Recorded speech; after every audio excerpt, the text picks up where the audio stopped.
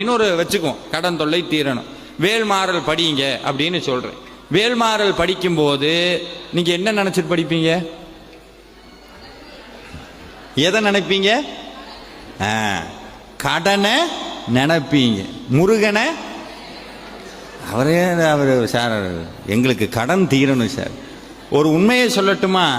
பூஜை பண்ணும்போது எதை நினைக்கின்றோமோ அது சாத்தியமாகும். நல்லா கவனிக்கணும். கோயிலுக்கு போகிறோம், எதிர்த்தாப்புல ஒருத்தன் வரான், ஆகாத ஒருத்தன் வரான், இந்த வந்துட்டான், ஊர் அடித்து உலையில போடுறவன், இவெல்லாம் சாமி கும்பிட வரான், இவன் சாமி கும்பிட்டு நாலு ஆக போதாக்கும், இவெல்லாம் இருந்து நாசமாக போகணும் கேட்டுரும் சாமிக்கு. அப்போ சாமி என்னன்னா மித்த வார்த்தையெல்லாம் விட்டுப்பிடுவார், அந்த ஒரு வார்த்தையை பிடிச்சிடுவார், இவனுக்கு அதான் வேணும் போல் இருக்கு வச்சுக்கன்றுவார்.